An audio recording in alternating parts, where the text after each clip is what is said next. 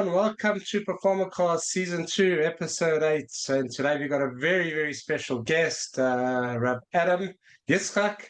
And we'll be chatting about spirituality, Kabbalah, and longevity. But before we start, I want to just remind you guys to just subscribe to my YouTube channel and follow me on Instagram. And there will be quite a few giveaways down the line, and all the latest in health and wellness coming right here, so you don't have to go anywhere else. So this is a place to be.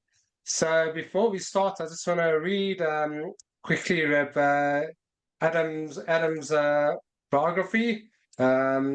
He's a master of a coach, mentor, and spiritual teacher. He has learned directly under one of the foremost Kabbalistic in the world, Rabbi Avraham Mordechai Gottlieb, for close to 5 years, effortlessly blending the spiritual principles of Kabbalah and modern psychology methods.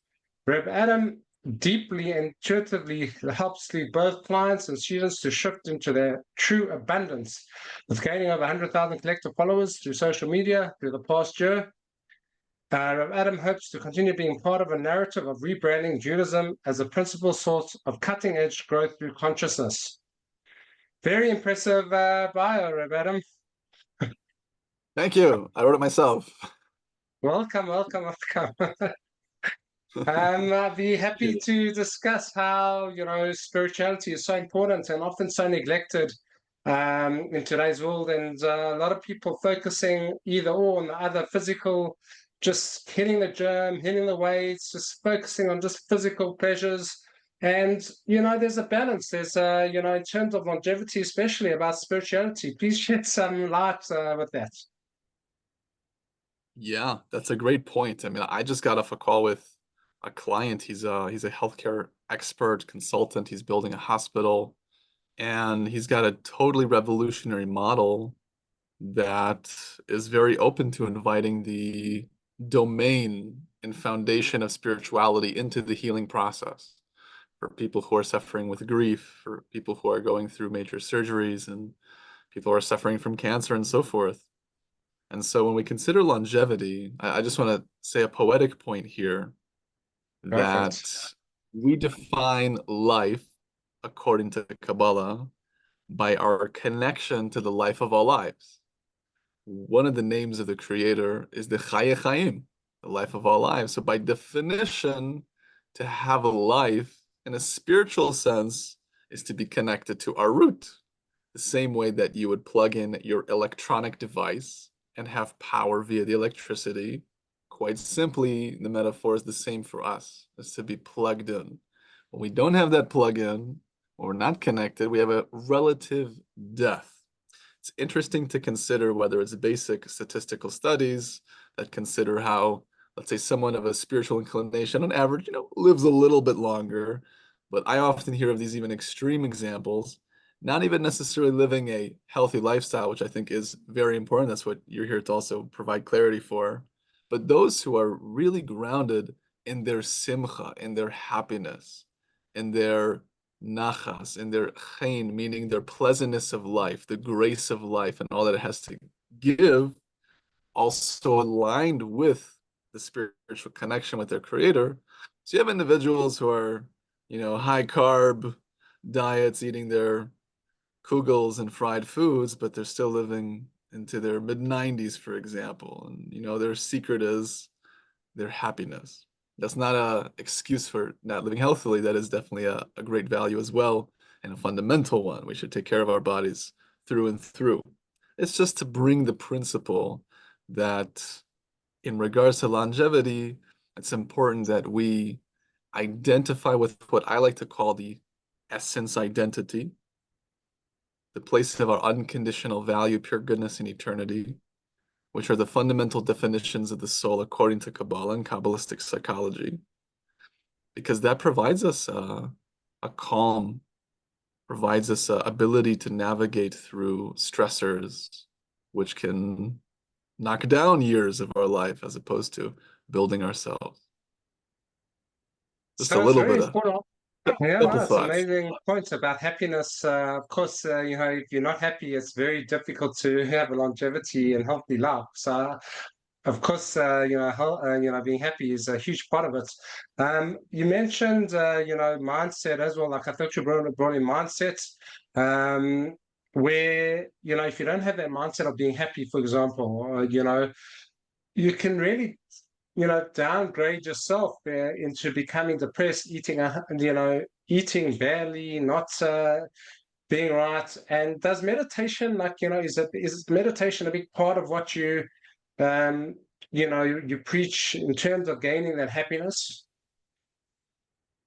Absolutely. I think it's fundamental, and I think it's part of arguably all mystic traditions and all paths that lead us inward, and that for us to regulate ourselves, chill out our nervous systems, discover ourselves in deeper ways, all the more so have particular tools to actually, through our minds, shine the light of the creator, so to speak, upon our challenges, upon our stressors. And I experienced this for myself and for the people that I work with, but it's something that is absolutely transformational. What I believe, therefore, in my bias, very fundamental. And I think it's very much underneath, but thank God there's a wonderful renaissance as well. Yeah, sounds amazing. So the meditation, it's breathing. You mentioned reducing the stresses, chatting out a little bit.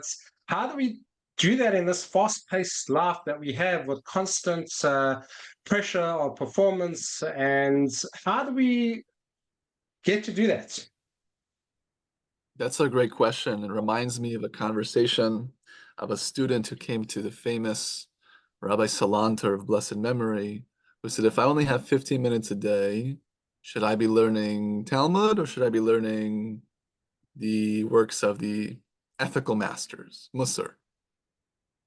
And he said, you should certainly use the 15 minutes for learning ethics because you'll discover through learning that you have much more than 15 minutes. So I think in a similar way, what I would tell people is, do you have 3 minutes a day to meditate?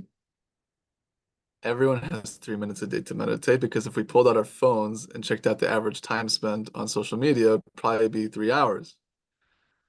So when people can actually carve out 3 minutes a day, they'll quickly realize they have maybe 15, maybe 30, maybe even an hour to actually tap in and live a happier, more aligned life.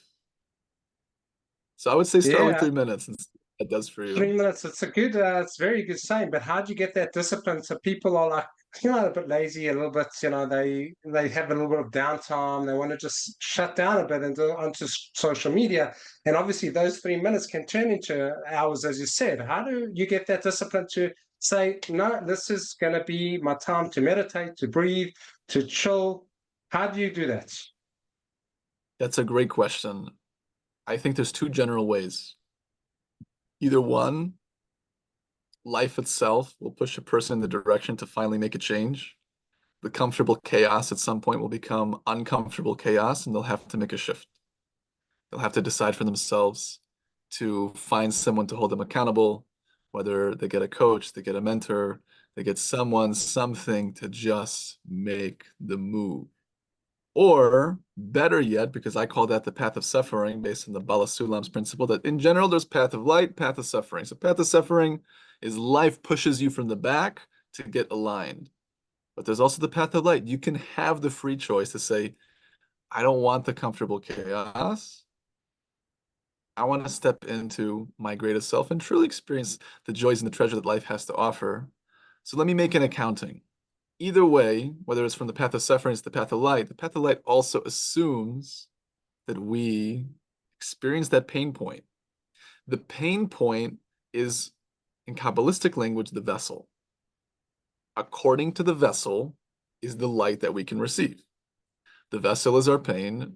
The light is the change, the shift, the improvement and development, the achievement of goals that we desire. It's often that we throw our vessels to the curbside, we throw our vessels in the garbage, we don't even want to create or look at the vessel. We just want to keep doing what we're used to, and that's only human. I'm right there with everyone. I have my own challenges too. I'm not a guru, but thankfully, with this learning, with this wisdom, with these methodologies, we can start making a shift one step at a time and experience the greatness that's right here, right now. Did I I answer love your the point. question? Yeah, I love the point you make. It reminds me of like you choose your hard. You choose hard now and have a life, but easier life down the line, or you choose hard um, later, where you're choosing easy now, and then it makes, as you say, pushes you from behind to make a choice. So it's definitely answers that question. Everyone has it's about choices at the end of the day. 100%. That actually reminds me, if I may, real quick. I think it's slightly different, but it's in a similar energy. I also help people with, business development and applying these mindsets and modalities to their business endeavors. So just think about sales, for example, the difference between price and cost. There is a particular number on the investment, but then there's the cost of not taking that investment. So if someone's health is bothering them, it might be X amount of money to invest in themselves to make that shift. But what is it actually going to cost them if they don't? Chances are, over the years, incomprehensibly more than had they made the investment. So there's always a way to put it into the framework to gauge where is the pain point. And it's often when we stick with the comfortable chaos that we're actually going to be suffering way more. So if we just at least have the framework to know that either way, we're going to be either pushed, ideally pulled towards making a change, we should put the power into our own hands. We want to be co-creators. We want to be partners in creation. We also want to write our life story along with the creator. I think that's most empowering and most joyful for us to really step into that strength. Would you agree? Yeah, completely. Look, it's choosing, as you say, it's empowering you to choose one rather than reactively, passively choosing the other. And it's harder, maybe harder energy in the beginning to choose and co-create, but as you say, it will open up a lot easier down the line. So my other question is, you said you being happy, chilled out. So when is there time to push your energy, like, for example, training hard, pushing hard, working hard, whatever the case is? Where's the balance? We have a framework from Bal HaSulam, for example, in regards to inner work. I think in a relative way, we can apply it to all dimensions.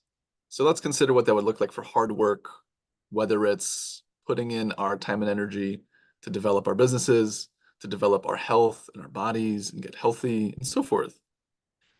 The model is like this. The majority of your day should be in a place, ideally, right? This is a super ideal, this is a utopian mindset. The majority of your day should be in that calm, in that peace, as if you're already perfect. To hop into the mindset of what it would look like in the future once humanity has achieved the redemption and ascension and everyone is just unconditionally loving together in goodness. Why? Because we are where our thoughts are. And Bal HaSulam says when we tap into that mindset, we can draw that future reality, which we have faith is inevitable, into the present. We kind of expedite that process. In contrast to that, he says, for 30 minutes a day, ideally at the end of your day, you are to make an accounting of your soul. You reflect. When I helped that person across the street, did I really do it out of proper intention to give to them out of love? Or did I have some type of accounting in my head of the reward that I want in this world or the next world? Was it truly altruistic? Was it egoistic? To what degree? We check ourselves out. That's hard work. Why? Hard work is defined as going against our desire. Anything that's against our nature is by definition called work, let alone hard work. So even though it's a 23 and a half hour, 30-minute model, I think it's a relative, right? If someone wants to exercise, whether they are doing 30 minutes a day, hour, two, whatever they're providing for themselves. But the point being is that obviously we're not crushing our bodies for 10 hours a day, but there is a minute amount of time that is most conducive for us to carve out in order to have that balance of being complete and chill and also putting in that work. It's the balance between the flow and the structure, the love and the reverence many ways to understand this Kabbalistically, but in any case, if we don't have that balance, if we don't have that discipline and structure, we will by definition experience chaos. And we will experience it enough, as mentioned prior, for us to eventually make the choice to make the shift. Hopefully it won't come to that and we can make that decision ourselves. Yeah, amazing points. So you mentioned, focusing on like, the spiritual, like what, when, the rewards and whatever to come. But what about when people are just, they don't even see anything, any rewards spiritually. They just focus on the physical, like here and now. How do we get that mindset to change? Is it just through meditation and breathing? How do you go about that? Yeah. I use meditation very loosely as a term. I think, contemplation, it's not necessarily, though it is ideal to, yes, carve out time, be in a relaxed position, close your eyes and really dive in. Breathing being a means to further relaxation, but having particular processes through visualization and imagination techniques. The Kabbalists say again and again, without fail, that one of the most important tools, if not the most important, that we can develop in our lives is our imagination, our visualization, based on the principle that we are where our thoughts are. We know this today scientifically, that wherever we're thinking, whatever image we have, mirror neurons are firing as if it was right in front of us. So whether we're journaling, which I think can also be a type of meditation, whether we're actively imagining and visualizing that ideal scenario and therefore experiencing the pleasures of a future state that we have yet to accomplish in the now, but actually tasting what that would look like, we have the freedom based on these tools we've been given as human beings, being our imagination. Adam, you should know, the word for human, has the root dam, which doesn't just mean blood in Hebrew, it also means dimyon, which is imagination. It's the fundamental part that separates us, for example, from the animal, plant, and inanimate kingdoms. We are conscious beings, more so than the other modalities. So it's incumbent upon us to develop that. If a person can see that to the degree that they feel it, it's not just a matter of seeing, it's a matter of creating what we call a head and a heart coherence, connecting the head to the heart to actually experience emotionally what it would be like to accomplish that. That's what we need. That's what's going to inspire us to actually make that change, because we want to be able to taste what we're going after. Only fair, only human. Well, amazing insights. Would you say it's similar to goal setting, or is it a bit more deeper, like visualization and setting your goals? But that, like, setting goals could be done. Everyone sets goals. Everyone sets goals. It's true. And I think ideally it goes hand in hand. For example, I invite my clients to set their goals and then to go through a particular process, which can be described quite simply of visualizing as opposed to visual, meaning you visualize it until you feel it. You create that connection of head and heart. Then you pray for it. Invite the creator into the picture. You can't do anything alone. And if you can, it's only going to be until a certain degree. But if you want the greatest success, invite the source of all blessing, because he's the one who's got the keys for everything. Then you think as if you've already achieved it. You tap into the feeling as if it's already right here, right now. And then you surrender. You just let it go and you say, and if you decide otherwise, creator, so be it. You know best. But yes, it's a process. It's not simply writing down what you want to do. It's not just figuring out the strategy to achieve that, which is all necessary and important. I do believe, of course, in my bias with the mindset and spiritual work that I work with people in, that yes, it requires additional steps and functions to best inspire a person to make those moves. So it sounds like a very much gearing that process to live a meaningful life as opposed to a life of regrets. Um, what would you say about people who have maybe regretted things and have maybe like, they want to change their ways? How would you go about changing that to that process and getting out of regret and into fulfillment?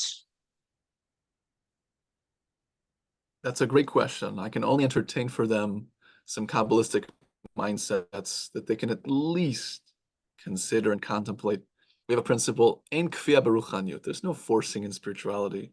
But for a person to at least consider the concept and to imagine it and to just see how they feel. Like, what if what I'm sharing was true? And if it wasn't, in any case, how does it make you feel? Because if your regret is causing a block and keeping you from making the moves and achieving the goals that you have, what good is it for you? Why are you so attached to it? So in contrast to that, all of our blocks are bridges. All of our pains are vessels for gains. There is no light without a vessel, and the vessel is defined by the pain and suffering that we experience. And for sure, regret is in the same category. So let's get a little technical if you don't mind. I just want to actually give the kind of the background Kabbalistically and symbolically as to what I'm speaking about. We have the whole episode of being enslaved in Egypt in the Torah. Egypt is symbolic of our constricted consciousness.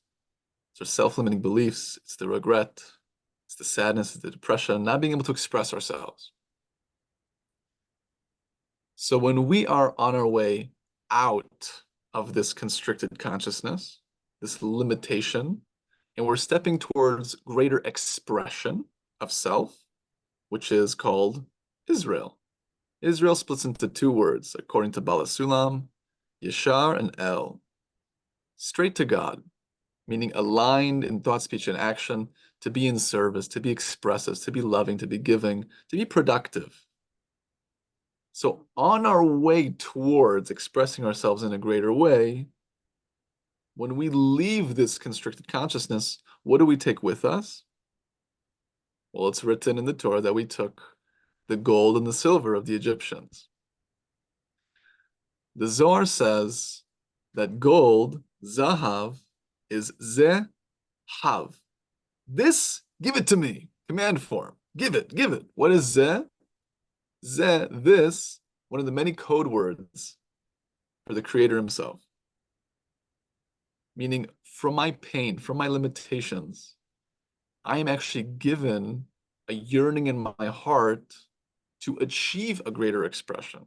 My regret is the exact thing that's been given to me in order to step into my greatness. I just have to make that choice. Kesef, silver, is from the language of kisufim. Kisufim are yearnings or longings. Due to my limitations and actually becoming aware of them and the pain point that it provides, then I can have a yearning to actually make that change and start expressing myself and heading towards this Israel, this full expression of the self. The point is that all the limitations and constrictions that we experience in Egypt, so too all the limitations and experiences that we have in our personal Egypt in our lives, is literally giving us gold and silver. Imagine if God knocked on your door for all of the regrets you had and said, Mazel tov, here's a gift. I brought you silver and gold. This is the regret that you have. Do you want to sell it? You want to trade it? You want to actually take use of the value? You just want to kind of put it in the back cupboard where it's in darkness and not being made use of. So we take those spoils, and what do we do eventually? We build a tabernacle with it. Tabernacle is one of the code words for our soul. And a soul is the understanding of aligning with ourselves in a deep way. So it's through the regret, it's through the pain. If we so choose, we will experience a greater alignment, integration, and happiness.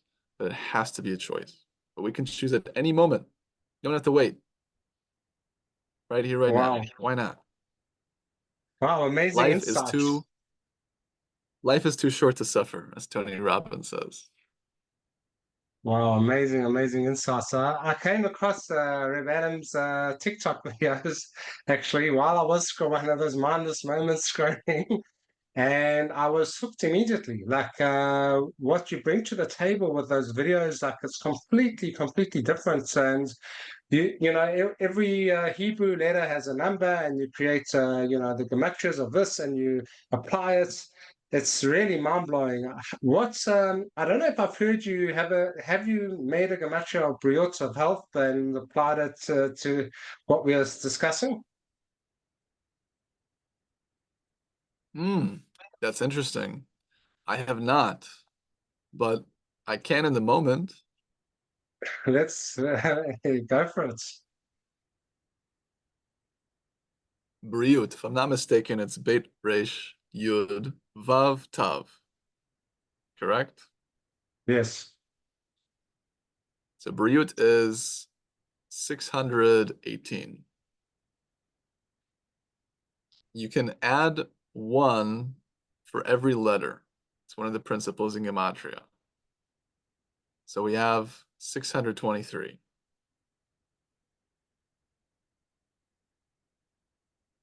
623 is Briti plus one. You can always add one in Gematria based on this principle called Kolel. The idea is that the one and only, the creator who is projecting and bringing everything into creation in every moment, therefore, because he is the one that's collectively creating, so you can add the one because he's behind it all. So Briut is related in this case, we can make the connection to my covenant. The word Briti is mentioned throughout the Torah as an example. It's usually how the Creator has expressed his relationship to us. For us to fully establish that connection, that covenant, that relationship, we must acknowledge that our bodies have also been given to us on loan. It is not ours. We're borrowing it. We're a soul interfacing into it. We have to take care of it to fully activate this relationship.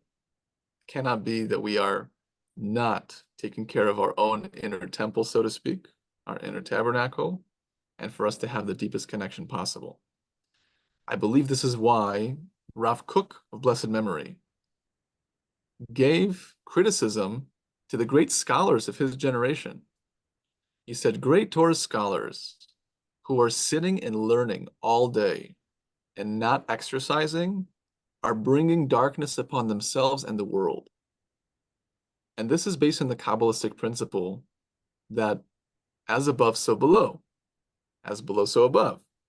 That what we do here has exacting reverberations, so to speak, in the spiritual worlds, in higher levels of consciousness. So if my body has endless channels and my blood flow is just not right, then the channels of abundance above, the channels of connection are also not right. Something's off. There's a misalignment.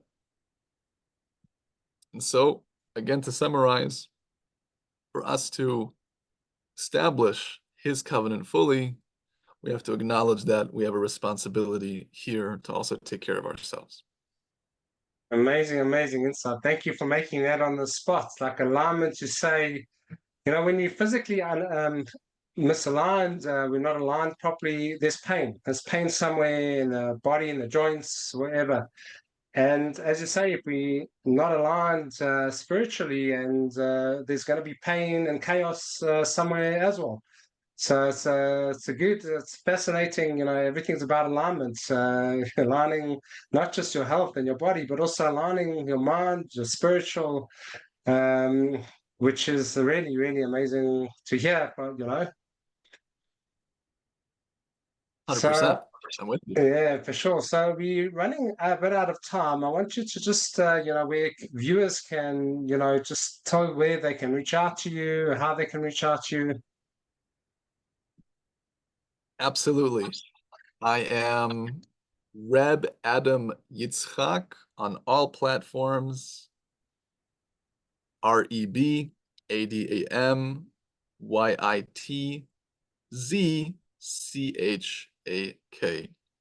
The best way to contact me personally these days, because I have hundreds of DMs a week and dozens of emails.